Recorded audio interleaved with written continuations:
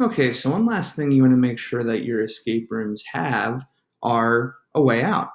So you want to make sure that you have a Google form or some kind of way out that shows the students are done on your homepage. What I like to do is I like to have a Google form where they put all of the codes that they gather along the way.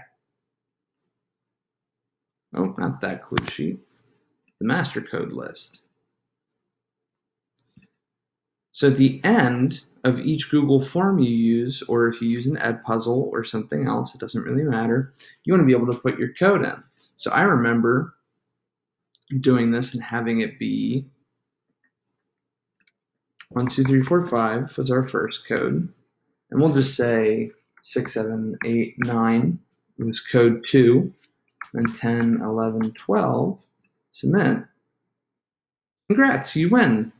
So the students know the escape room is over. So you always want to make sure that's front page. So on that first page, you always want to have your scenario, the title, and a master code list. Okay. I know this looks pretty basic, but this is really just limited by your creativity. You can find all kinds of fun images. So if I'm taking like a president's approach to it, I could have Rushmore as my site background.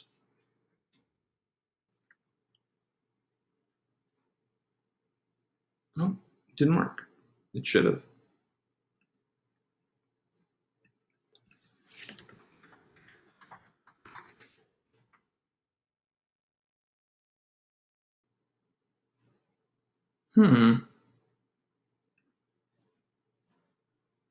Well, sometimes Google doesn't want to work. So we could say we want to take a computer approach to it and hit press start. Boom.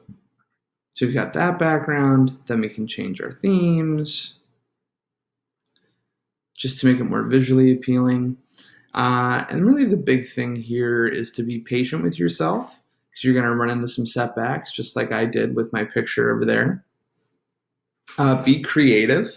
Because the more creative you are, the more fun you're going to have with it and the more your kids are going to have fun with it. I highly recommend the use of the Google Forms, but other interactive technologies like Breakout EDU or Edpuzzle are great sources to embed into these as well. So that is all I have on the digital escape rooms. Actually, I'll just walk you through really quick something that I have in my Google Drive, something that I made for my students a while back, just so you can see the potential of what a finished product looks like. So we're going to view the published site. So here we have a little scenario about how Mr. Doyle is going to release toxic gas into the school if the kids can't figure out how to break into his briefcase.